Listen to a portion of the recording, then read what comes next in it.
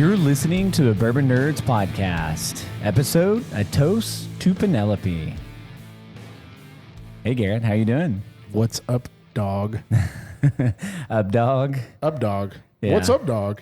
No, this is good. I'm really excited to do this episode. I think this is a long time coming. Penelope, they're making some really good products. I think obviously that's a Ross and Squibb or MGP brand, but we've got a big episode. We've got a lot to talk about. So just for the record, real quick, we did do this episode already, but unfortunately we lost those files. So now we're doing it again, and I feel like it's going to be better now. It's going to be even more better. Yeah, because we've gone through quite a bit of stuff since then. So I think it's going to be a more complete episode. So I hope you guys enjoy. Yeah. Again, follow, like, subscribe, all that fun stuff. We've got some really cool videos coming out. So if you haven't checked out our YouTube channel, please go over to Bourbon Nerds. Is it Bourbon Nerds Podcast? On the YouTube, but you can just type in Bourbon Nerds and you'll be able to find it. But I'll give a quick overview. We're obviously Bourbon Nerds Podcast. Yep, we're always going to feature Penelope, talk a little bit about some of their offerings and our experience with this brand. Nerd Rage, we got a ton of labels. We're going to share some new gaming consoles coming out. Whiskey Sideline is going to be super long. We've got the NBA, NHL draft, NBA finals, NHL finals, some ownership changes, and teams that sold for almost $10 billion. We're going to talk about. And Aaron Rodgers finally committed somewhere. Yeah. So, as well. Old Aaron Rodgers, 40. How old is he? 41? He's up there. It's like 30? It's like getting with your high school crush whenever she's like 45 years old. Yeah. At Pop Culture Report, we're going to talk just a little bit about Jeff Bezos' wedding. It's kind of funny, get some controversy. And then Garrett's going to play a game and give me some bad movie plots, and I have to guess what movie they are. Neat and Balanced, I'm going to give you 5 things I wish I would have known or done sooner. And last call, we're going to talk about the amazing Freddy Fest that we had just this last Friday. Super amazing, for sure. Someone say whiskey event, Randall Sullivan in that group, and Alex, all that. It was amazing. One of the best events I've ever been a part of. So, and then we've got an exciting bottle coming out from a good friend of ours at Ho Chi Town. So that's some inside scoop there. Did I do that well? Was that good? Yeah, good. Overview? Let's get into From Barrel to Brain. What do we? So obviously we have Penelope. So I'm just gonna. So first of all, what do you have in your glass? You have a toasted? Yeah. So I've got the toasted, which I'm a big fan of their toasted. I have not had their toasted rye. Garrett and I were just talking about that. That bottle runs anywhere from $60 to $70, depending on. We have a Texas. Definitely one of my next buys. Specs apparently has one, so I'm gonna. The toasted rye. Yeah. Okay, I can't wait to try it. Yeah, but the mash bill in this is 75% corn, 21% rye. It's got a little bit higher mash bill, and then 4% malted barley. But it's a really good bottle.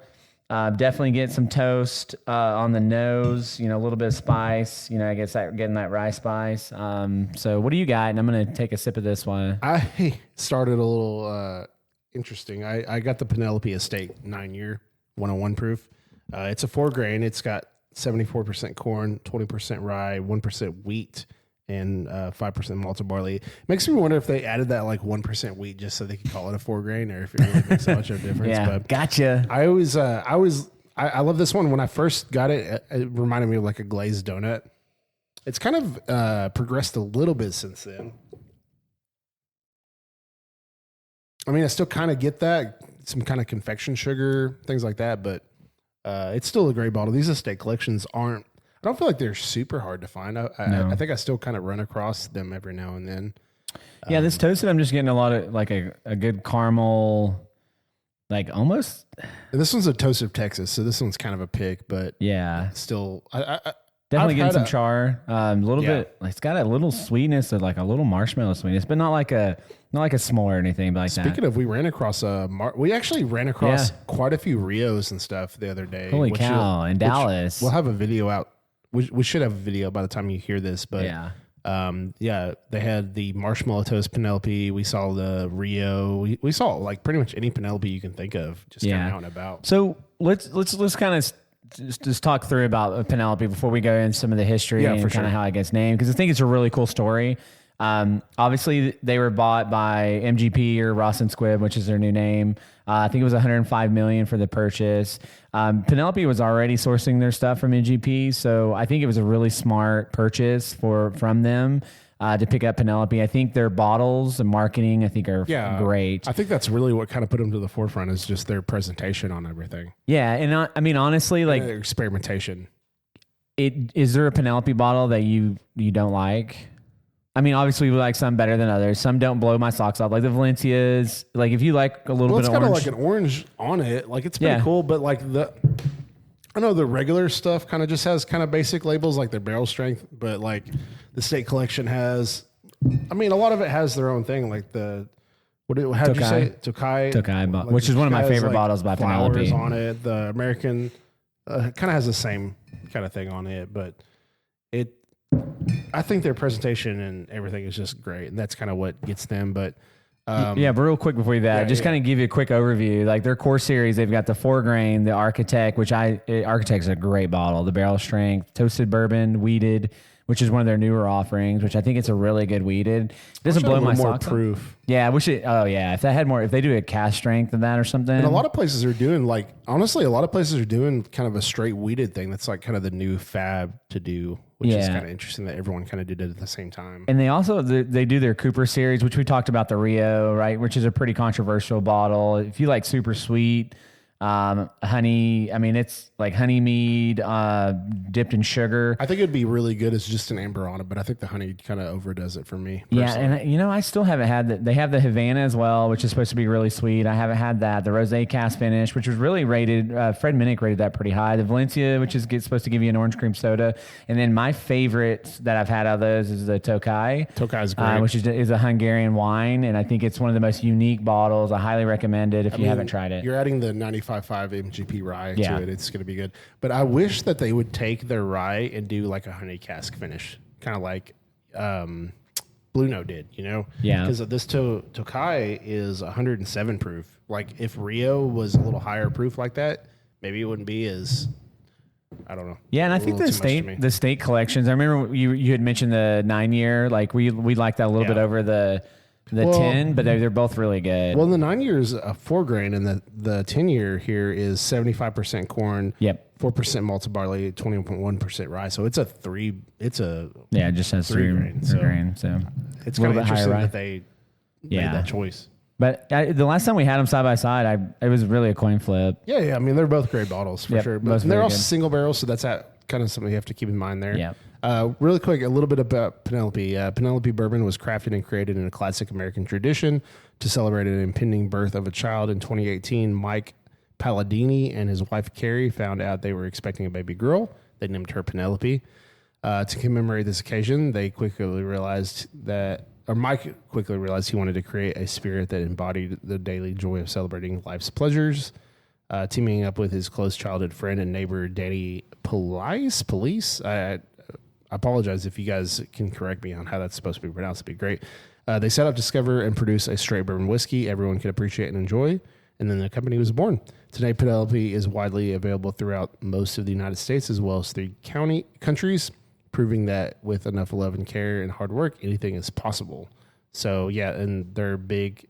Honestly, and MGP and stuff bought them, and they don't do that with every brand that they work with. So no, like I said, I think it was a really smart acquisition for them. I think I'm really excited to see where they continue to elevate their products. They've been coming out with a lot of limited releases like the Marshmallow. It wasn't as so the creme brulee they just came out with, which I was really excited about, but I had it at the drop. And it was not bad. It's just, it didn't blow my socks off. To me, the regular Architect is a really good bottle in itself. And to me, it just tasted basically like the Architect. So, and that's a really great example of trying before you buy. Because I know Cody was obsessing on, like, I really need to find that bottle. Yeah, because creme brulee is like one of my favorite desserts. So so it's when you try and you're like, there isn't really. Yeah, and again, it's not bad. No, it's just a good Architect. But I wanted it to blow my socks off. Yeah. And because if you have my favorite dessert with already a really established, I think a well-rounded, balanced bottle, it's there. I think it's aged. They use French staves for that.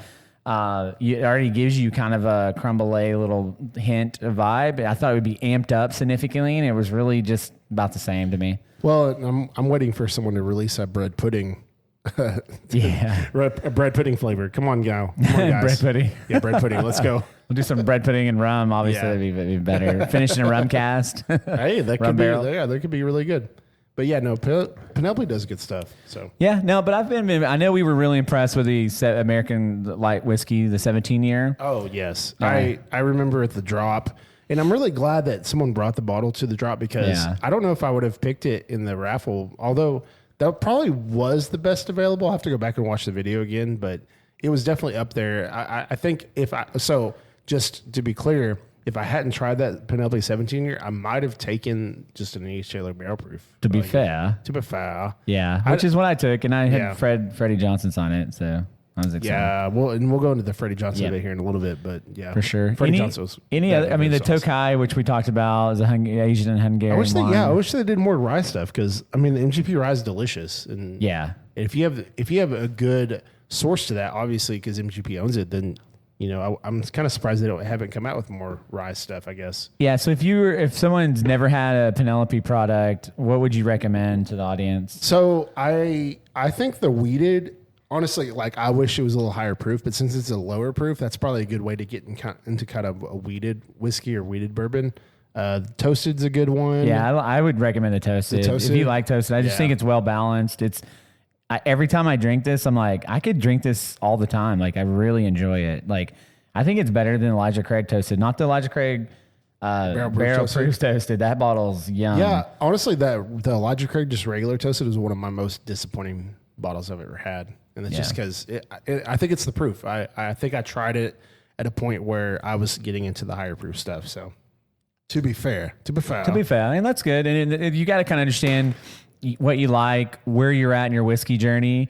Like, you used to hate rye, and now you honestly, I think you like rye more than I do. And I think I like it more than bourbon, which is scary because I love rye, and I was the rye guy. Now you're kind of stealing that from me. Their 4 grain's a little lower proof. I think that's a good way to kind of get into like a 4 grain. I know 4 grain isn't super common, but it does kind of give you a lot of different flavors and stuff. Yeah, and if you like. And the Valencia is a good bottle. I know I kind of sounded like I was crapping on it earlier, but it's decent. It's not one of my favorites. It's kind of interesting. Some people love it, and I have a Specs pick, so maybe Specs didn't do the best on it, but I haven't had the regular to be honest. But it's decent. It's not a bad bottle. I don't think Penelope has a bad. There's not a bottle I'm like, oh God, this is awful, or I don't like it. No, and same here. And honestly, like I really haven't had too many bourbons that I've just thought were gross. But I'm kind of surprised by the Valencia because Basil Hayden. It's 100. Yeah,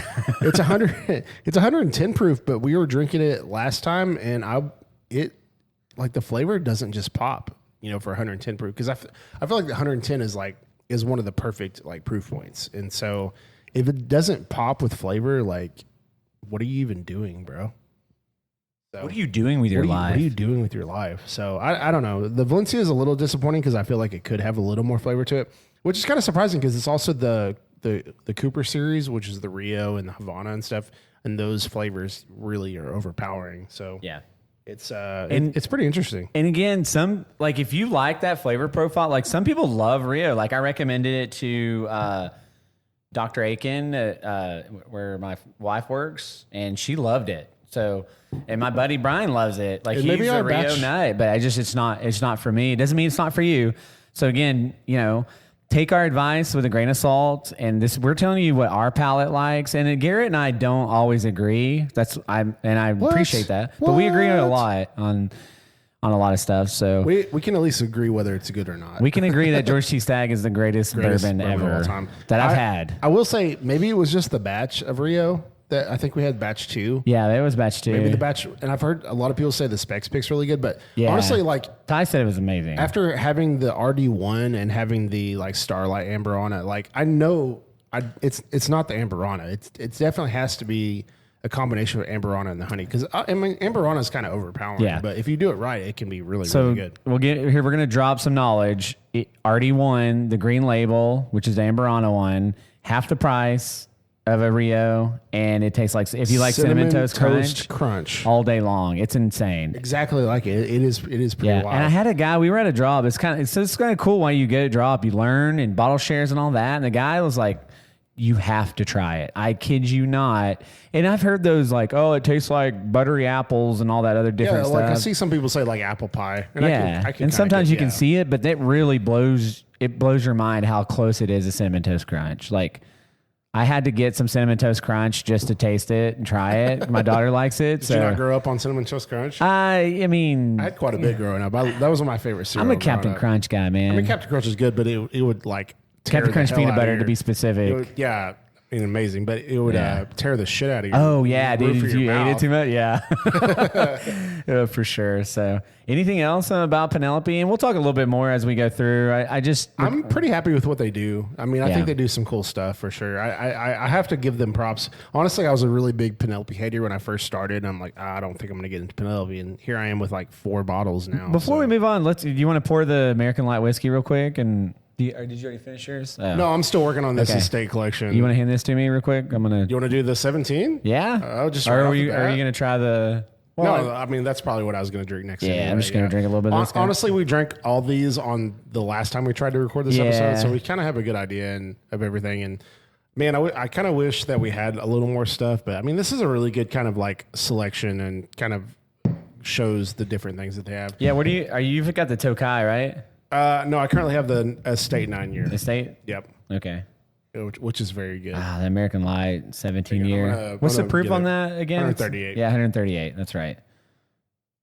It's a blender. We just released an 18-year 148. Yeah. And I'm going to side by side these two. Ooh, that's a good idea. See which one we like. That's a video. I don't have it with me. Dang. Yeah. I wish I had it with me. That would have been really cool. This American Light whiskey. It's pretty mild on the nose, but the palate's... I'm going to take a sip real quick. Take a sippy sip. Sippy sip.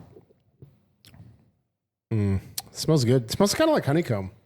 Yeah. You ever had honeycomb cereal? Yeah. I'm getting... You said that. They had like the crackhead. Yeah, but it's like honeycomb mascot. Like... Did somebody drizzle some caramel on top? Kind of get a little bit of that. Yeah, getting a little honey. Smells honeysuckle kind of almost. Yep. It's so smooth for 138 proof. It's good. Yep. It's so good. That's the interesting thing is like if you run across that bottle, buy. The American Light whiskey or like iron, it's like they all make high proof stuff and it just drinks so much lower than what it says. It's pretty wild. It's pretty good. All right. Well, I think that's going to conclude from Barrel to Brain. Let's move over to Nerd Rage. All right, so we're going to talk about some new labels coming out. There's actually some exciting things. You probably already heard it, or someone's like, if you're not, maybe it's new to you. But we're going to talk about some new labels and then some new consoles coming out. But I saw that Eagle Rare 12-year was starting to kind of hit the shelves. Yeah, and I've seen it. Hit Texas around August. Yeah, did you see that video I sent you? The SLB 12-year blind Knob Creek 1. Oh no, I didn't see that one. Yeah, the Knob Creek 12 beat. So they had Eagle Rare 12. They did a couple other good bottles. Just to rant just for a second, why are we not making that 101 proof? What is going on with the Eagle? Like old school Eagle Rare was 101 proof. Why not do it? It's just, and I don't know if they're just saving that for specifically the Eagle Rare 17 and the 30 or whatever, or the double Eagle Rares 101. Yeah, which by the way, we'll talk about that. It was amazing. Yeah. That spoiler alert. We did the double Eagle Rare event with Freddie Johnson. No big deal. So I was watching a video. The guy was like, I know I'm not ever going to get to probably try the Eagle Rare 30, but he's like, it's awesome to think about the opportunity of maybe one day I will. So I get some of these crazy 30-year-olds, 25-year-old bottles and stuff. I just can't see how it doesn't just taste like oak. But at the same time, the youngest bourbon in that double Eagle Rare was 20, and it like that was amazing. So but I don't know. What I'm saying is like we're like, oh man, they're coming out with that. It's crazy. We're never gonna see it. But what if we do? I never thought in a million years I'd try the double Eagle Rare. Never thought I'd get a chance to try it, and I got to try it with a famous person, which we'll talk about. So you want to talk about? That's a cool bottle that Bardstown's coming out with. Oh yeah, the Normandy. Yeah, which I really want to get a hold of that cathedral bottle they did because that's super interesting. Which I think that was a distillery only release. So I don't know if we'll ever see was it a distillery only? Yeah, I believe so. Okay, I thought I saw it somewhere. Maybe in the Normandy it's Calvados brandy barrel finish. Straight bourbon whiskey finished for 28 months in the brandy barrels, then 4 months in toasted oak barrels. So a lot of finishes going on in this. It's 104.2 proof. It's a 375 milliliter. So I kind of like places doing the 375 milliliter because one, it should make the price a little more affordable, and two, it makes it to where you're doubling how much is out there. Yep. So that's pretty cool. I saw the Elmer T. Lee which pretty much every Buffalo Trace product is doing a single barrel thing now, like Rock Hill Farms. But this one is Elmer T. Lee is now doing. Yeah, I would really makes sense. I mean, that Elmer T. Lee is like that's the whole reason they started doing the single barrel. Yeah, so I drank. We went out. I think it was closer to her birthday with Brian, and I popped my Elmer T. Lee finally, and we've had it. We did it. I think we did a video or with the Rock Hill Farms and all that stuff. But I really liked Elmer T. Lee.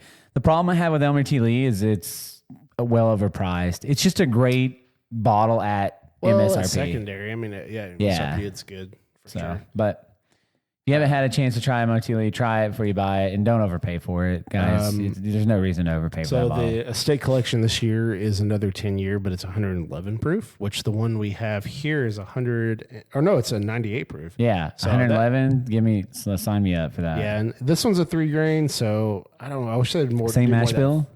Yeah. Well, hang on. Let's see. This one's 75, 4, and 21. Yeah. Same mash bill. Got it. Okay. So maybe they'll come out. Maybe they're going to do another one of these too with the 4 grain, because I think the 4 grain is great. And then 1792 coming out. 1792, 15-year. Yeah, that's exciting. Like, whoa, bro. 127 proof. Dang. 15-year 1792. That has to be freaking good. Yeah, They also had a cognac finish that I really want to try. Yeah, I can't find that, man. If you got the hookup on the cognac 1792, let me know, man. I try to collect all those. I know they've got a few. They did a rum cask finish, I think. Was like limited. They discontinued some of those, but something like that, yeah. Yeah, I mean, the 12-year is good. The full proof to me is my favorite. Yeah, it's hard to beat so proof. Good. Like, yeah, it really is. I hate that I've become that man. But the proof war. It's okay. Yeah, I'm a proof war. And the last label I have is the Eagle Rare 30-year. We already talked about that. It's a little bit, but but the thing I want to like is this on par with like the Weller Millennium and stuff? Is that kind of what that's because obviously it's not going to be an antique collection thing. No. So I'm assuming this is more of like, which I don't know. Buffalo Trace is doing some interesting things, but expensive stuff. Yeah. And so it's like, can we get, and actually I think the Eagle Rare 12-year is a $50 bottle. So yeah, that's a great price. So that's cool. But at the same time, it's like, hey, yeah, let's do some more affordable stuff here. Eagle Rare is one of my favorite all-time bottles. I love it. We've got a store pick right in front of me. It's one I took to the bottle share, and unfortunately, people didn't drink as much of it. But there was a lot of E.H. Taylors and a lot of Taylor bottles. So, but yeah, no, I mean, maybe one day we'll try the Eagle Rare 30. Maybe it's amazing. Who knows? I know you and I killed Randall's Eagle Rare 17. Rest in peace. Sorry for that bottle. A great bottle. Thank you again, Randall, for sharing that with us. But I really enjoyed it. He wasn't a fan of it, but I love Eagle Rare. I love that profile. So I wish it wasn't as. And then so Freddie Johnson had said it's a high rye mash bill. They keep their mash bills pretty secret. Well, I thought their high rye mash bill was the Blantons and stuff, but I don't know. He stated that. I remember because I was like, I didn't realize it was a high rye. I don't know. Because I know Eagle Rare is the same mash bill as like they keep their mash bills pretty tight-lipped. Yeah. They've got like... Maybe that's the question we should have asked. Hey, what's your mash bill? What is your... No, yeah, you probably would have said that. But so no, but I mean, I think those are some really... I mean, again, there's some other cool bottles. We'll talk about more labels. I don't want to sit here and talk about 47 different new labels come out, but I think it's a good time if you're a bourbon lover. You're seeing higher age stuff. You're seeing a higher quantity. For the first time ever, we're seeing E.H. Taylor small batch basically being a shelfer. Guys, you do not need to hoard that bottle. Please don't. If you want to buy one, back it up. But like, it's everywhere. Don't hoard any bottle. Like, you shouldn't. No. Like, okay, so here's my thing. Tomorrow's not guaranteed, right? So, open your bottles, enjoy them, share them with friends, everything like that. Don't hoard bottles. It's not worth it. Yeah, but you want to save certain bottles for certain special occasions. But absolutely. But you don't want to save like a bunch of stuff and just be like, I get and never enjoy it. I kind of get being a collector, I guess, but at the same time, if you're not drinking it, why are you collecting it? Kind of thing.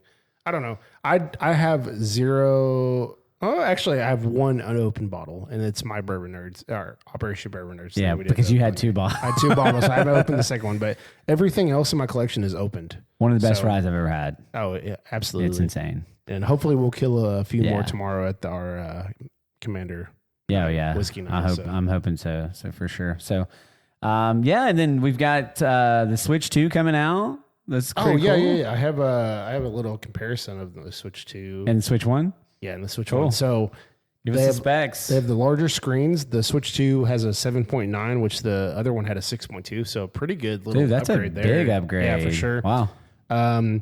It supports 1080p resolution and handheld mode and 4K when docked. Nice.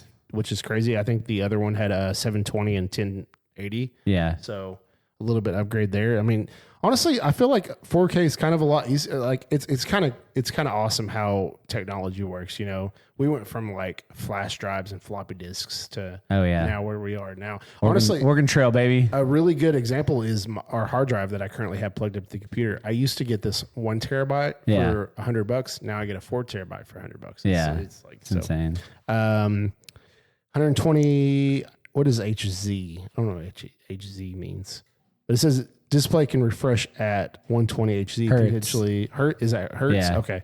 Providing smoother gameplay, especially in compatible titles. One of the things that I wanted to say is the new Pokemon game. It kind of has some lagging, so I'm hoping that the Switch 2 can kind of help in the aspect where it's an open world. It's the first open world Pokemon game, which was it wasn't Sword and Shield. It was Scarlet and Violet. And it was the very, very first open world Pokemon game, but it had a lot of issues with it where it was like laggy and stuff. And so I'm hoping the Switch 2 kind of helps with that. It says it also supports HDR10 support, which can offer a wider range of colors and contrast. There's a lot of really cool things. The Switch 2, it's kind of it's overdue because the Switch has been out for a long time. Yeah, this is kind of the first second. Do you know how much it's going to cost when it comes out? It's like $499. $499. Yeah. No, the Switch 2 is out. It's out now.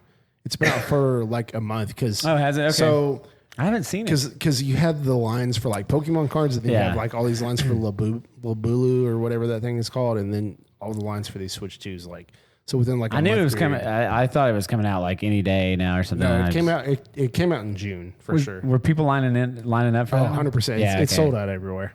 Yeah, it's like I have not seen it anywhere, but it makes sense. But it should be pretty readily available. I mean, it's not like COVID where you couldn't find it. No, absolutely. Or a PS5. Remember that? Yeah, fun fact. So during COVID, I caught Target on a restock of the Switch. So I got a Switch during COVID. And I caught Walmart on a restock of the PS5. So I got PS5 and Switch during COVID and was pretty lucky to get both. Yeah, that's legit. Thank you for the, what were those checks called? The stimulus checks. Those allowed me to buy a Switch. Yeah, and Xbox is also coming out with a handheld, right? Yeah, I don't have a lot of specs on it. They do have a handheld for PC stuff right now, but apparently they're doing a handheld for Xbox.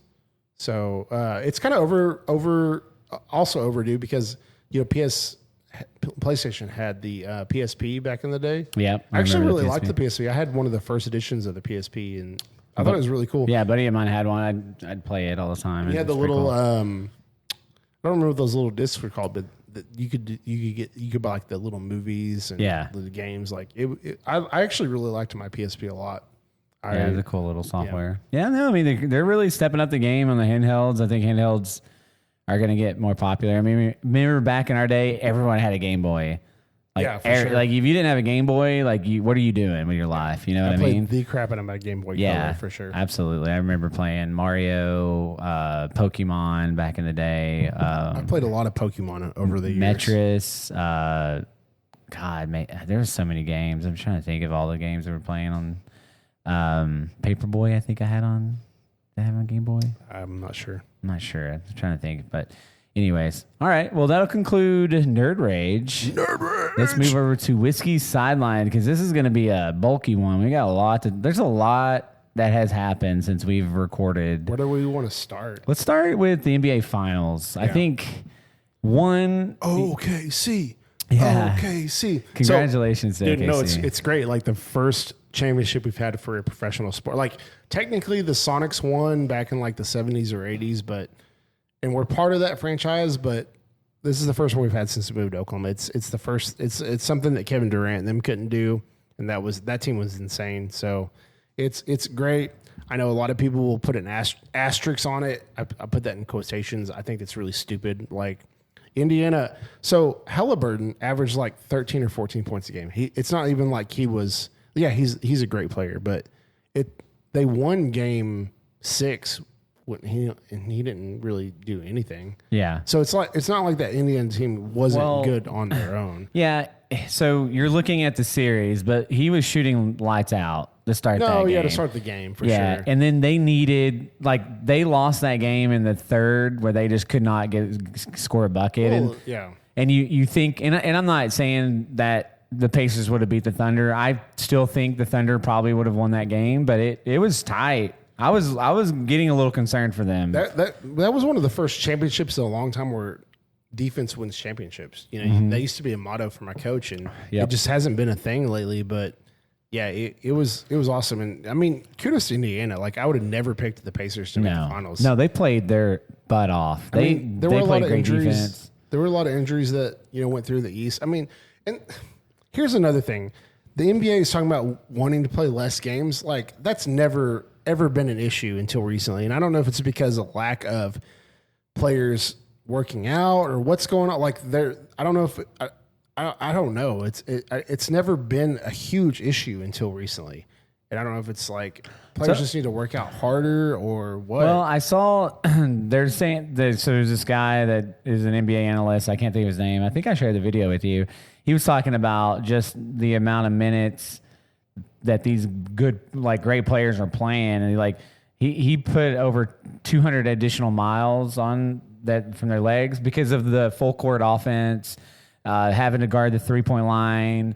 So it's just the game has changed and evolved where you're putting so much more mileage on your body, which I think I've never heard anyone really position it that way, because I've kind of been in the camp like the load management thing's crap, but that made a lot of sense to me. I need to do a little bit more research and see how the validity behind it, but it seems pretty accurate. The game's changed. But it was really funny that came up because the NHL, who I think is a much more physical game. Oh, absolutely. There's no argument there. They've actually talked about making an 84-game season because they feel like they need more games.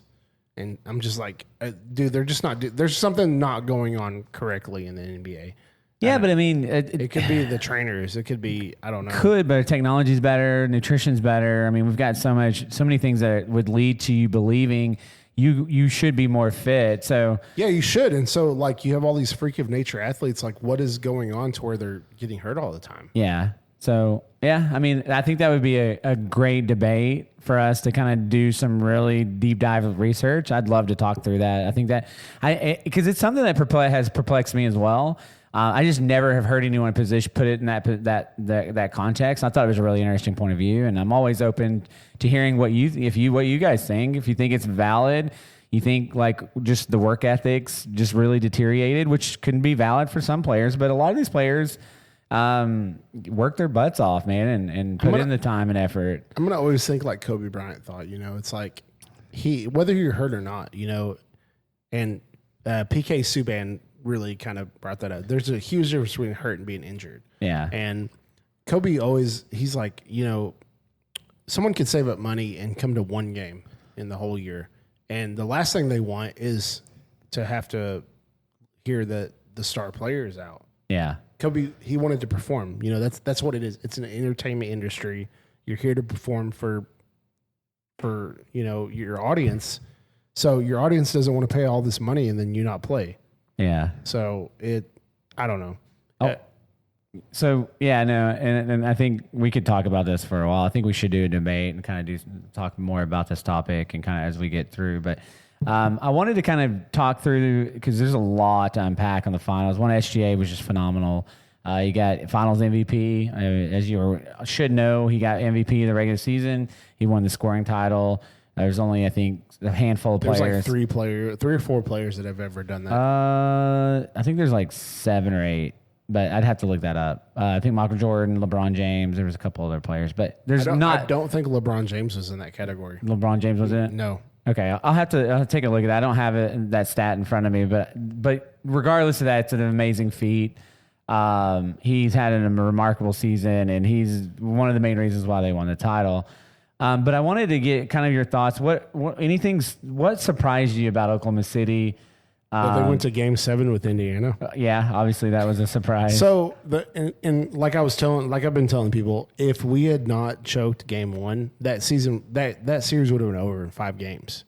Personally, I feel like Oklahoma City was above and beyond the better team, and so people wanting to throw an asterisk on it, like no disrespect to Indiana, I just feel like Oklahoma City was just by and far the better team. I don't think that's debatable. I think Oklahoma City clearly is the better team, but I think Indiana had a better coach. I think because Mark is this is like basically his only NBA coaching job. So yeah. I mean, Rick Carlisle's been around for years. Yeah, so. Rick Carlisle's I think he's one of the most underrated. I actually coaches. didn't even know until the finals that he was the coach of Indiana. I didn't even know. Yeah, that. I was like, holy crap, went to Indiana. I was like, holy crap, Rick Carlisle coaches them. That makes a lot more sense now. He's great with adjustments and just being a great coach. Yeah, I was surprised at how. I mean, I know Jalen Williams is good, but man, he was spectacular. He was. He had a couple. I've kind of commented. I wish he was a little quicker because I feel like sometimes if you get a good defender on him, he can't get around them, and I feel like. And another thing about Jalen Williams is he's the first alcohol he ever tried was after the finals. He's never had alcohol before. Oh wow! Yeah, I thought that was interesting. But I do wish he was a little quicker. I think being a little quicker would really help him a lot. Yeah, I wanted to share real quick and then get your final thoughts on it. Obviously, if you're an Oklahoma City Thunder fan, hats off to you. I do support the Thunder. I'm a Mavs fan. Thank God for Paul George. Yeah, and Paul George winning titles. That basically built our championship roster. But the Thunder are the youngest team to ever win a finals. The average age was 25.6. Yeah. Now listen to them over the next 5 years. Their draft picks. 2025, they had 2 first rounds and 1 second. 2026, they got 2 first rounds and 1 second. 2027, they got 2 first rounds and 2 seconds. 2028, they got 1 first and 3 seconds. 2029, they got 1 first and 5 seconds. That's insane. 100%. So they're set up for a while. Honestly, the draft pick we had this year from Georgetown, that dude's going to be like, he is a 6'9" player with a 7'6" wingspan. Like, yeah. Sign me up, baby. Let's go. Yeah, so let's move over to the NBA draft. So Cooper Flag, let's go Mavs Nation. I think you guys are out of your mind if you think you're expecting more than a 14-point. I disagree. I think you're wrong. I think he's going to get close to 20 points a game. Nobody comes in their first year and averages 20 points. I think he's going to be 18. He's going to average 18 a game, and he's going to be a defensive nightmare for people, and he's just going to continue to get better, and I think we're set up really well. No, I think he's a great player. People are like, oh, he might be MVP as for bro. No, there's no way. Nobody is an all-star their first season. It's very rare. No, but he'll get rookie of the year. He'll be on the all rookie team. And I like that dude from Rutgers that went second. I think that guy's really good. He could also make an impact. One of the ones that was kind of surprising. Harper. Yeah, he's in a great spot. I mean, the Spurs are building a really good team. Yeah, I think the Spurs could be dangerous next year. What did you think about Ace Bailey falling to the 5 to Utah? I thought that was interesting. I think he was pretty surprised he went to Utah. Yeah, I think so too. That other kid from Duke, that went third, Nopal or whatever his name is. Was it third or fourth? No, third was VJ. He went fourth to the Hornets. I think he could be a really good player too. Yeah. All 5 Duke starters got drafted this year. I know, it's kind of crazy. I actually really like the dude from BYU who went 8th. I think he could be a really good player. The OU Igor player. Dimon. Yeah. He went to Brooklyn. Yeah. The guy from OU, Jeremiah Fears, I think he could be really, really good. I'm really set on him. I'm not set. You're talking about Yang Hansen? Yeah, where was he at? He's from China. He went to from China. Memphis. They traded Portland's pick. There was actually quite a bit of trades I didn't get to really watch the draft. I was in Barbados at the time. And I thought it was the next day, and then I saw Cooper got drafted. I was really disappointed. Also, what's up with Brooklyn having 5 first-round picks and taking 4 guards? Yeah. No, they took a forward. Danny Wolf was a forward. Yeah, they took 4 out of 5 were guards. Yeah, I don't know. That's honestly weird. Like, what is Brooklyn doing? And so did Phoenix take a guard. I thought Phoenix only had guards on their team left, but no, there was quite a bit of different trades that happened. I thought it was the draft is just so far inferior to the NFL draft. It's sad. I mean, you've got some of your other names and people. Duke Duke and Rutgers really kind of took the draft by storm. But I'm pretty excited with Talis Sorber. I don't know how to pronounce it. I'm pretty excited for him to come to Oklahoma City. I think he was a really good pick for Oklahoma City at 15. So. Yeah, but I'm excited to see. Obviously there's a lot of young talent that comes out of the draft. We'll see who comes out and becomes a superstar. Really excited for the Mavs' future and building a team that we have. If we can keep Anthony Davis healthy, if we can get Kyrie Irving back, we signed him. So there's a lot to be thankful for Mavs. Getting obviously the number 1 pick really bailed Nico out of the I don't know, doghouse or whatever you want to say. Still pissed off about the Luka trade, but Cooper Flag definitely helps me sleep a little bit better at night. So, yeah, I think the Mavs are going to have a really good team. I think they're going to be a force to be reckoned. The Rockets, too. Guys, do not sleep on the Rockets. We'll see how Kevin Durant plays, but I think he still has. Yeah, the Kevin Durant trade, which is we almost forgot to talk about that. Yeah, Kevin Durant going to the Rockets. Yeah. What is this, his 20th team? Hey, that's fine. They were second. Around, yeah. They're second in the West. They've got a ton of young talent. They drafted decent. The Rockets are turning it around. They're going to be. I could easily see them winning the West next year. Yeah, I don't know. I think the Thunder are still going to be. It's going to be the Rockets, Oklahoma City. I think the Mavs will probably be lower seed because of Kyrie's going to be out a lot of the year. If the Mavs can stay healthy, I could see them finishing 5, 3 through 5. Yeah, I think 5 because Kyrie's not coming back till. I can't really think of another team in that I guess the Timberwolves. Timberwolves could be really good. Yeah, Timberwolves. So they could be the 3rd, and then the Mavs are the 4th and 5th. I don't care about the Lakers. I hope they just don't even make the playoffs. Personally, yeah. I feel like that's who they made the in-play tournament for. Was the Lakers? Oh yeah. So while we're talking about the Lakers, $10 billion. Billion with a B. Holy crap, guys. I don't know. I guess I should have saw that come. I just didn't see them selling the team, but she's still, Jenny Bussey is going to still be a part of the, supporting the team, but that's insane. How do you not just take $10 billion though? Oh, I'd take $10 billion right now. Yeah, absolutely. So we'll see. LeBron actually opted. He opted in. I thought he opted out in for this $52.6 million. No, he opted in because he wasn't sure if he was only going to play for a year. Yeah, or 2 years. Yeah, I'm sure. I think this is going to be his last year. I don't see him. I hope so. It's time for him to hang it up, man. He's still playing at a high level, but you can tell in the playoffs he's gassed, man. And again, hats off to him. He's going to be entering his 23rd season. He's a freak of nature. I know you hate LeBron, but yep. He's one of the best players to ever play the game. No, I have no problem with his talent. I'm just so sick of the GOAT debate. It's not a debate. I don't even want to entertain that debate. Michael Jordan's the greatest basketball player ever. It's not even close. But also too, the Wolves got sold for $1.5 billion. And this is and this is a really good example of how much different places are worth. Because 1.5 versus 10 billion. Yeah, 1.5 versus versus 10. That's insane. That's nuts. I think that's a good buy. Minnesota's more of a smaller market. Yeah, but you got an Anthony Davis face. They just re-signed Julius Randle. They just re-signed Reed. They've re-signed a few people, so Minnesota's ready to go. Although they have not played good in the conference finals, so they get there, but they haven't played good in the conference finals. Yeah, for sure. I don't know. I think that's pretty unique. Obviously, the owner that bought the guy that bought the Lakers owns the Dodgers too as well. He's one of the richest people in the world. So, but the Dodgers, I'm sure, are worth a lot with Ohtani. Yeah, being there and stuff. Yeah, absolutely. Ohtani's freak of nature. I saw he was throwing a 101 mile fastball. Really, and they're trying to be like slow on him coming back from injury too, and that guy's insane. He's a freak of nature. Yeah. But let's move over to the NHL. I know you got some exciting stuff. And not a whole lot. I just want to talk a little bit about the Stars picking Cameron Schmidt at 94 overall because he was projected to at the bottom of the first, beginning of the second, and we get him at the end of the third. Like, that is insane.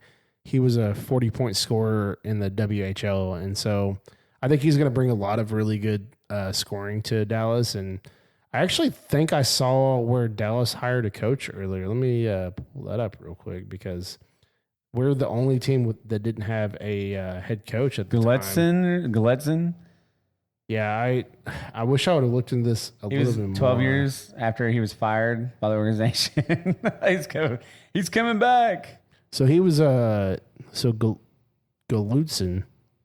served as assistant coach with the Edmonton Oilers, and he's replacing Peter DeBoer, who was fired by the Stars earlier this month for 3 seasons. Yeah, he's going to get a good roster. He's 53 years old. He coached the Stars from 2011 to 2013, going 64, 57, and 9, missing the playoffs in both seasons. So I don't know how I feel about that. Yeah, it's kind of an interesting hire, right? Yeah, I mean, he's been with Edmonton, who's been to the conference finals the last couple of years, been to the Stanley Cup the last couple of years. Yeah. Says 2 weeks after being hired by Stars, Jim Neal fired him, staying in the club, decided to go in a different direction, then hired Redden. Yeah, I don't know. We'll kind of see. I mean, he's been with Edmonton, who's had a lot of success, so maybe he's got a better track record now. I mean, we hadn't really gotten. We have a much more talented roster than we had in the early 2000s. So yeah, 2010s. So yeah, I mean, sometimes a change, whether you agree with it or not, sometimes you just need a change. And Stars have kind of come short the last couple of years. They've got a extremely talented roster. So, get some new blood in there. The previous coach kind of lost a little bit of the locker room. He's never won a conference final either. So yeah. So, I mean, kind of got to get somebody in there that can get it done. But what did you think about Florida? They won the series against the Oilers. Thank God, because I know I can't stand some of the players for the Oilers. I really don't want Nurse to have a ship, and I really don't want Kane to have a Evander Kane. Some of the Florida's won back to back. Yeah, and some of those Oilers players are some of the dirtiest players I've ever seen. Yeah. Although they did have John Klingberg, who used to be with the Stars. I kind of wish he would have had a championship, and McDavid's great. But I think people kind of hype up McDavid and kind of overlook players like the dude from Colorado. I can't even think of his name right now. But I don't know. McDavid's good, and Draisaitl's good. But, I mean, Florida. And the thing about Florida is it's a lot of players who were kind of let go by other teams. Yeah. Like Bennett was let go a few years back, and then they got Marchand this year, and they're all like, yeah, thank you for our previous teams for giving up on us because now we play Florida and won a Stanley Cup. So also they destroyed the top of that cup. They've really been putting a dent on that cup for the celebration. So yeah, that's kind of crazy. But yeah, Florida, Florida wasn't even really picked to do well, right? No. So the fun fact about Florida though is, so they actually won their last game last year to even get into the playoffs. If they would have lost the game, they would I think it was against Boston. But if they would have not won that game, they wouldn't even made the playoffs. So then last year, Florida wouldn't even won a Stanley Cup last year, which is crazy. Insane. So, and then this year, I think they were like third or fourth. They didn't have any home ice advantages in any of their series. Wow. Yeah, they were all. Yeah, and now they've won it back to back years. Back to back, yeah. That's crazy. Are they going to three-peat next year? I mean, if they keep their same core, they're tough, man. Yeah. They're a tough team. They're very good. Which is crazy because in the regular season, they both the last couple of years have just not been super great. Yeah, so I don't know what happens in the playoffs and just play get hard. I don't know what happens between the regular season and the playoffs, but they just look super dominant in the playoffs. Yeah. Well, there's a lot going on in sports. I know you also mentioned Aaron Rodgers went to the Steelers, so they finally got him locked down as quarterback. I mean, we knew that was happening. I don't know why it took so long. Yeah. Also, Aaron Rodgers mentioned he was married, and nobody knows who. Like, it's like, oh, you got married? Okay. Aaron Rodgers. I don't know. Aaron Rodgers gets a lot of bad press, and he's kind of kooky and crazy. He went on that little, I don't know, that drug run trip or whatever, when he was out in the desert or whatever, with like peyote and stuff. Yeah, or something. Yeah. But like the coaches and some of the OTA stuff I've read is that he is putting in the work, and he's talking and communicating and trying to help some of the younger players. So, you can't always believe everything you read. I just thought that was a good sign for them. Well, and it's also have one more good year. Debatably the best coach he's ever played for. True. Mike Tomlin's a great coach, and he's super underrated, and he doesn't get enough respect, I think. So Steeler fans are haters sometimes. Well, all right, we're gonna move over to pop culture poor. So just a couple things, and then we're gonna play a little game. So do you know how much money Jeff Bezos is spending on his wedding in Venice? $1 billion. It might as well be. It's estimated between 47 and 56 million. That's crazy. I know. I was reading and listening to sports radio, and they were talking about how people in Venice are upset that he basically has rented out the entire place, and it's not fair and stuff like that. And I get that. You I guess if you're the richest man in the world, I mean, you want to throw 50 million and rent a whole city out. I mean, more power to you. I'm kind of indifferent about it. I know people in Venice, they've really done a good job of cleaning that place up, after some of the flooding and different stuff that they've had and COVID and all that other stuff. I know I have never been to Venice. It's definitely high on my bucket list of places I want to go, but just crazy. He's marrying Lauren Sanchez, which is actually a certified pilot. I thought that was kind of cool. I was looking up. She's a journalist and done a bunch of things. So, but yeah. 47 to between 47 and 50 million. It's like Tony Stark taking that journalist home in Iron Man. Yeah. It's kind of the same thing. He just needs he needs an Amazon suit. Yeah. So, but I thought that was kind of crazy. There's a lot, they had, an A-list, just there's a lot of stars a part of that. So, but yeah, I just wanted to mention that. I thought that a lot of people have been talking about it. So I could care less, but more power to you. Congrats. Jeff Bezos getting married. Yeah, so we're gonna play this game called Bad Movie Plot. We already played this game before, so I'm gonna do some new ones. Yeah, and I killed it, guys. Y'all didn't get to hear I was nailing these movies. All right. So you want to describe the game? So basically, it's movies being described badly, really bad. So and then you got to try to figure out what the movie is. So let's start. Let me just do random. Here, we'll just do random. Okay. Do random, even if you pick one. Here we go. Old man obsessively stalks teenage girl. Old man. It's a tough one. Old man excessively stalks teenage girl. Old man excessively stalks teenage girl. That's like really hard. Yeah, that's tough. That's Twilight. Twilight? I would not have gotten that, yeah. All right. A billionaire devotes his fortune to cosplay and beating up the mentally ill. Batman? It's The Dark Knight. The Dark Knight. Hey, that's good enough. All right. Nailed it. Handsome mercenary who owns a pet bear intervenes to stop incest between a brother and sister. Say that again. Handsome mercenary who owns a pet bear intervenes to stop incest between a brother and a sister. Ted? No. Oh, Star Wars. God, that's good. Star Wars. Chewbacca. I was thinking, I was like, I don't think it was sister. I don't know. I was thinking of a bear. That was a weird choice by George Lucas, by the way. Yeah, that was kind of.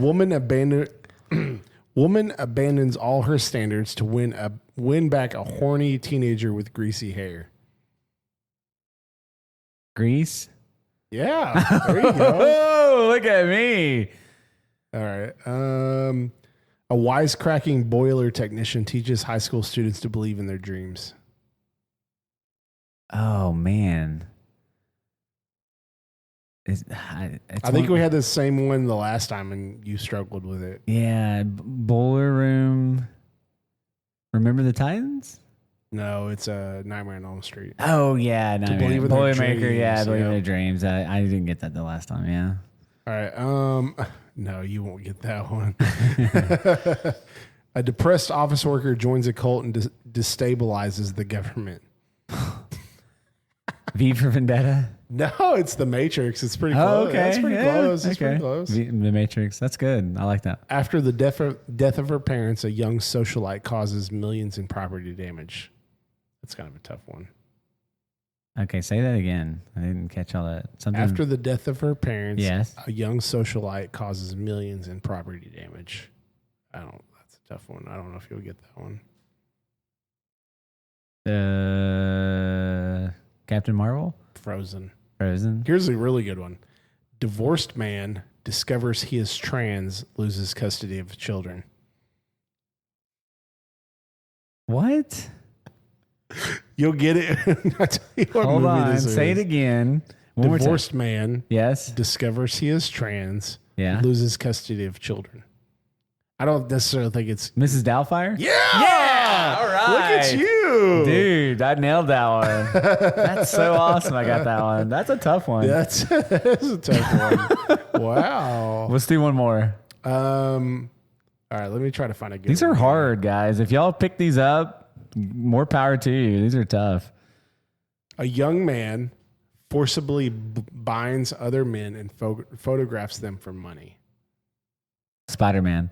Yeah. Oh my God. Nailed it. Dude, I'm good at this game. Yeah, that's good. All right. All right. We'll call that. That's pretty good. Well, yeah, just a couple of things before we move. I mean, we've got some cool movies coming out. So the new Superman, which would be James Gunn's first. July's packed. We got the new Fantastic Four, which the more I'm reading, apparently Reed Richards, Pedro Pascal, my man crush, he's going to be a huge part of the Doomsday series. Apparently, Oh, for sure. I mean, which I already kind of thought so, but like I guess they're going to put him in forefront, and because that was a controversial casting. A lot of people were not happy about that, about Pedro Pascal being Reed Richards. So, but yeah, no, so I mean, there's a lot of really good movies. This is going to be a good summer. New Jurassic Park movies coming out with Black Widow, Scarlett Johansson. I'm excited to watch. We'll see. Jurassic Park. The first one of every Jurassic Park that comes out is good, and then after that, it just kind of falls apart. Yeah. It's like they have a good idea, and then they just can't. Yeah, well, keep it up. Yeah, we'll see. Hopefully, it's good. It's got a pretty banger cast. I mean, there's a lot. So it's got dinosaurs. So. Me and my friend Casey are going to go watch 28 Years Later. Oh, I heard that, dude. That's gotten really good reviews. It's gotten really good reviews, but then I see a lot of people who are really not liking it. And I don't know. Like, probably one of those controversial movies that rated high by critics, but the audience is zombie movies are tough. Yeah, I agree. But I read like it's got a lot of like good reviews. Everything I've read about it, so we'll see. Yeah. One thing I do want to add real quick is they what's his name? Who plays the Punisher? John Bernthal is cast in the new Spider-Man movie. Yeah, that's pretty cool. Which is it's interesting because they wanted a grounded Spider-Man movie, and then they wanted a higher stakes Spider-Man movie, but then they still kind of are casting grounded characters. Yeah. So, and I keep seeing that they're recasting Jonathan Majors as Kang the Conqueror. I heard they could recast it. I heard they could bring him back. I don't know. Until I actually see something, I'm just not gonna. There's so much Marvel speculation out there right now. It's nuts. So be careful what you read and what you believe, and we'll try to validate stuff as we shared on here. I don't want to give you guys bad information. So, but that's going to conclude Pop Culture Pour, and I'm going to move over to Neat and Balance. So I'm going to give you 5 things that I wish I would have known or done sooner. So number 1, stretching.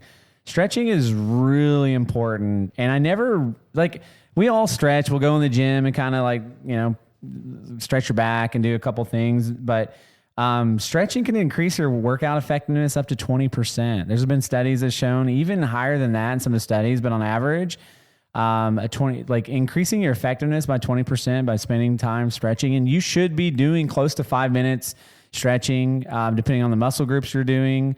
To make sure you're getting the blood flow. It reduces the risk of injury. I really need to stretch after sleeping on that air mattress. 100%. But really something that I haven't till recently taken serious in my workout routines. And I'll get on the treadmill, get my blood flowing, and do some stuff. But I've really challenged myself, and it's really helped with recovery. There's just a lot of benefits to stretching, and it's something that was not really talked about a whole lot. So I wanted to bring that up and mention it. It's something that's really been beneficial to my workout, especially as you get up there in age. Old man Rivers over here. So number 2 is staying hydrated, but more importantly, adding electrolytes. Just drinking water really isn't enough. You really got to make sure you balance enough electrolytes. You're getting enough salt in your body. Doing those things is extremely important to regulate your body temperature, especially as the summer gets extremely hot.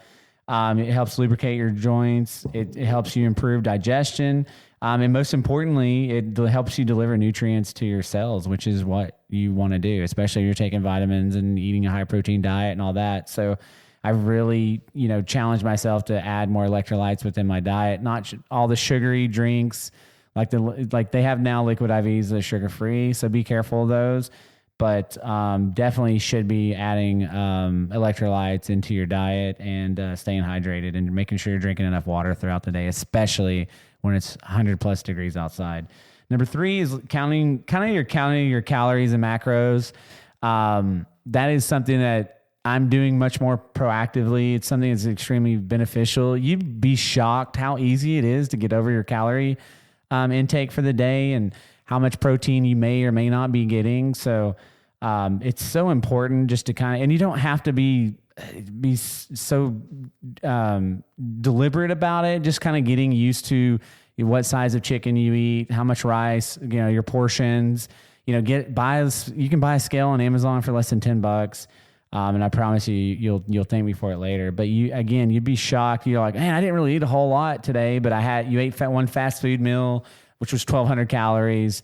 Next thing you know, you're eating 3,000 calories, and you've barely eat. You had 2 meals for the day. So, and then you think, oh, I ate a lot, but in reality, you only got 40, 50 grams of protein. So again, if you're gonna eat, eat your meals at high protein intake if possible, but counting your macros and understanding where you're at with your diet is going to be extremely important, especially if you're trying to lose weight and want to be in a calorie deficit. Number 4, learning proper form. And I thought I was really good. Like, I've, studied, working out. I was wanting to be a personal trainer for a long time and just kind of never really pursued it. I have a biological health science major, but just in general, I've noticed recently, getting a lot more pressure, and my shoulders have been I had a shoulder injury for a little bit, but just kind of learning proper form and a lot of stuff that I thought I was doing correctly. There's just new research and science that's come out. So just positioning how your elbows when you're bench pressing, and, how far you're going down. Are you getting a full range of motion? If you're going to work out, maximize the time in the gym, and it's really important. There's a ton of videos online, and you need to make sure you check your sources before. There's a ton of bad information online, and there's some really good information. So, but checking out, focusing more on form. I see people swinging their body when they're doing curls, trying to do a bunch of weight.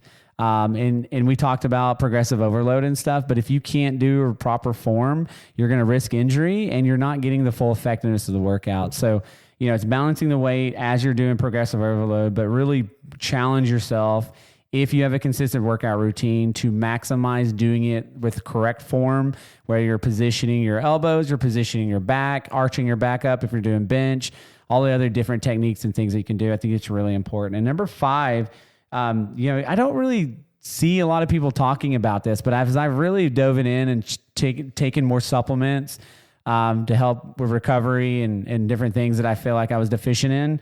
Taking your supplements at the right time, I think is really important, and something I never really understood. I was just like, hey, in the morning you take your pills and you're good, or at night. But for example, vitamin A, D, E, K, taking them with a meal of fat will help absorb. Vitamin B and C you can take without food. Magnesium and zinc are good to take at night. They really help support your sleep and getting a better night's sleep. Probiotics are better to take before a meal to help them absorb within your gut. And there's iron is better taken on an empty stomach to absorb. So there's just a lot of different things. If you're taking vitamins, which I highly recommend you should, there's blood tests and different things you can do to see if you're deficient in a certain vitamin, but take the time to take them in the right time and take them to maximize, or you're just taking a pill that's not going to do anything for you. So I really never I didn't pay enough attention to that, and I really have enhanced the vitamins that I take. They can be very costly. It adds up and all that. So you want to get the bang for your buck. So those are 5 things that I think I wish I would have done or known sooner. So I wanted to share with the group. So now we're going to move over to Last Call with the Bourbon Nerds.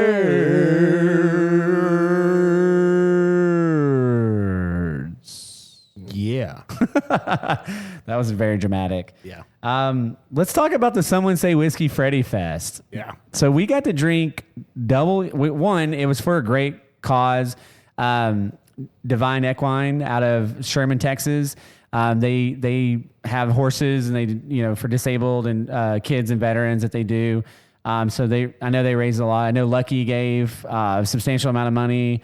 They were bidding on an empty bottle of Double Your Rares. Empty bottle, and Lucky got up to 3,000. Yeah. This other group, this other couple got up to 27.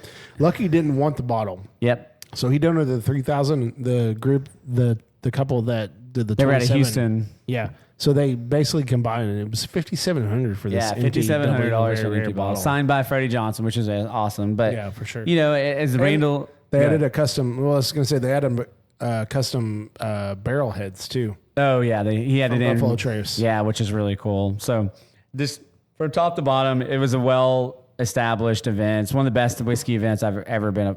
It was the best whiskey event I've ever been to, I think. One, you had a celebrity guest, and Freddie Johnson, as Randall said, everyone's whiskey grandpa. If you haven't seen Neat, go watch it. If you don't know who Freddie Johnson is, he's phenomenal. Better than I ever would have expected. I've heard all great stories from people that know him personally and just watching videos and documentaries and different things. But he cares. He's a genuine person, just the thoughtful things that he says. And it was a unique. We got to see a bunch of people, got to meet a bunch of people. Garrett was like a celebrity. People come, hey, I watched some of your videos. It's like, oh, Bourbon Nerds, I've seen you guys' videos before. You guys. Yeah, cool. It's really cool. And, it's very humbling because we're just regular guys out here drinking whiskey. And sometimes I forget we have a podcast and we're wearing, what we're wearing. And I'm like, oh yeah, we are the Bourbon Nerds. Yeah. And there was some amazing bottles. Thank you to the guy that brought the the E.H. Taylor Single Barrel Texas Select. That was gone so straight quick. from the barrel. Poor Theron didn't make it down there in time to get a pour of that. But yeah. But it was just they ran out of barbecue, which I was kind of shocked, but the sides were amazing. They had some sausage. They were talking about 150 pounds of Wagyu, and we didn't get any of that. Dude, the guy was singing Chris Stapleton, he was nailing it. That band was really cool. Good. I don't know what their name was. I'll have to look them up. Apologize, I don't know their band name, but they were really good. So it was at Nomad Grills in Dallas, and we got to shoot a couple hunting videos before we went. We went hung out with our buddy Theron. We met up with Sean and Josh and Jamie, and we got to meet Paul, and we got to see a lot of great people. We saw Michelle and Robert from Iron Root and his mom there, and everybody was there. Randall obviously, and Alex Batista, and just Someone Say Whiskey crew. Steve, can't forget about Steve. But yeah, it was just a well-done event. Steve. Hats off to Someone Say Whiskey for putting together that event. Such a great cause. I was glad that we were able to be a part of that. That's something that I'll remember for the rest of my life. I got a bottle of E.H. Taylor barrel proof signed by Freddie Johnson. I got my E.H. Taylor Bigfoot. Yeah, your Bigfoot bottle signed. A couple of the representatives were like, "Oh, I've never seen that bottle before." Yeah, so that was kind of cool. No, it was kind of cool. I thought that was a good bottle. I know you're a big Bigfoot fan, but yeah, we just wanted to get. drinking. I never thought in a million years I'd drink W Rare. It is very good. I don't know if it's a $6,000 bottle, but I enjoyed the sip. Not. I appreciate it. I really enjoyed it. It was very complex. It was very good. I wish it was a little higher proof, but I think it's 101, but it was good. The youngest whiskey in that is 20 years. So. Yeah, the youngest whiskey is 20 years. It's just insane. And then to drink it with Freddie Johnson and that group, and it was a banger of an event, and I'm so happy I had the opportunity to be a part of that, and excited to continue to support Someone Say Whiskey, along with, obviously we're focused on our Bourbon Nerds community. We've got some events we're cooking up that will hopefully get posted soon. that I'm trying to finalize. So we're going to look to do like a fight night thing. We're wanting to do another whiskey blendery event, and then we're wanting to do a bottle share. But we'll have more details on that as we cook through the dates and details and all that stuff. So so after the Freddie Johnson event, I had to drive 3.5 hours to Hochatown. And it was not fun. I got to Hochatown about 1:30 in the morning, and I crashed out hard and slept for about 4 hours before I got woken up about 6:30. But yesterday, which was Saturday, my cousin Rod, who is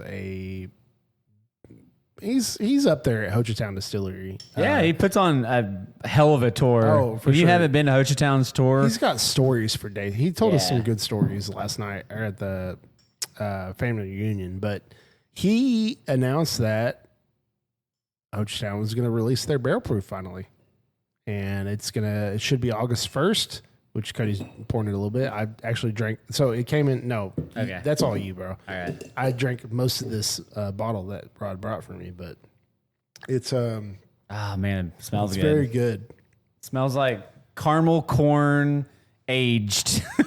It's insane. It's I'm really excited for Hochatown. I think they're finally getting to. You know the mash bill on it? I think it's their regular, which is 80% corn. Okay. I know for sure it's 80% corn. I can't think of the other two. I know rye spice in it. It's rye barley. Okay. It's just like your typical definitely get the rye mash bills, but 80% corn for sure. And they're finally going to release their barrel proof, and I'm really excited for them. And we had a cigar, and he brought it to me. And what would you call this? Is like just a jar, like a mason jar. Mason jar. Yeah. He just brought it to me in a mason jar. I was like, here, we've been cooking up, and like, yeah. I remember Blue showing us the label for it when I went the last time, and it's well balanced. It's very good. It's very good. I drank way too much of it last night, and I came today and was like, man, I really don't feel like drinking, and now I'm sitting here and like, all right, I feel okay now, and now that I don't have the hangover headache, but that's really good. Yeah, it's a good bottle. Getting definitely the corn. It's got a great finish on it. Golly, that finish! That's a great finish. Yeah. Wow. It's going to be really good. I think it's 125 proof, and he said it's about 58 months, so almost 5 years. Pretty decent viscosity.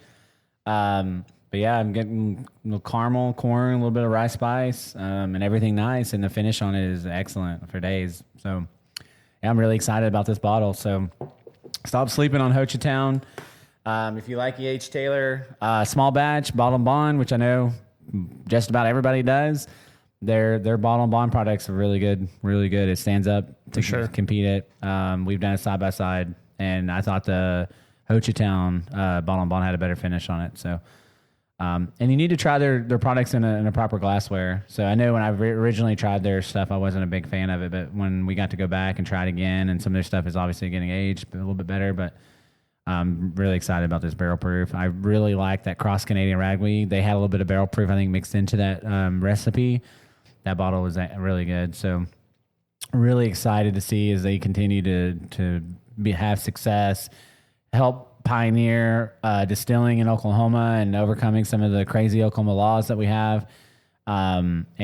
We highly recommend and support their brand and everything that they're doing, and we'll continue to be a part of Blue and Rod and that community, and we love those guys. So he said that they love us. So awesome. It's really cool to see us being able to go and interview them, and having like a lasting impact on and if you haven't listened to that interview with both Rod, which was so much fun, and then Blue, just the knowledge and stuff, understanding what they've had to overcome and what he's been through and try to persevere through it. And he nerds out on that episode interview. So just a really good. And again, like if you like our podcast, again, we appreciate the support. Thank you to everyone that came up to us and it's like, hey, I watch your videos, or hey, I'm glad to see you guys are sticking with it and being successful or trying to be successful, which we're far from where we want to be. But we are going to continue to challenge ourselves to get better. And but we've only been around since November. We're working our way up. I'm going to download some editing software and actually start doing some video stuff now. And we have a GoPro.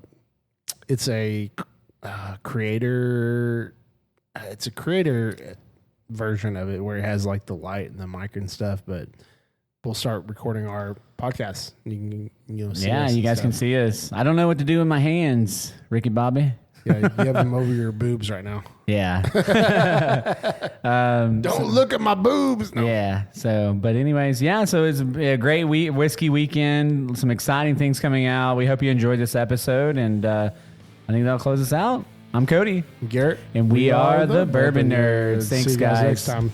Like, subscribe, and go to our YouTube Follow, and our TikTok. Subscribe. Sure. We need it. We need your support. We appreciate it. We need it. We need you. Thanks, guys. Bye.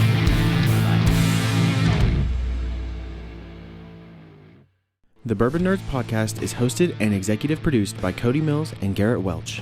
The show is produced, mixed, and edited by me, Ethan Adams. The show features original music by Alex Pitts. You can find the Bourbon Nerds on all the major social media platforms. Please follow, rate, and review the show on Apple Podcasts or your podcast player of choice. It really does help the show. Please don't hesitate to send an email or message on social media. We love to hear your thoughts, comments, and bourbon suggestions. The Bourbon Nerds would like to remind the audience to always drink responsibly, know your limits, and never drink and drive. Be sure to check in every Sunday for a brand new episode. Cheers!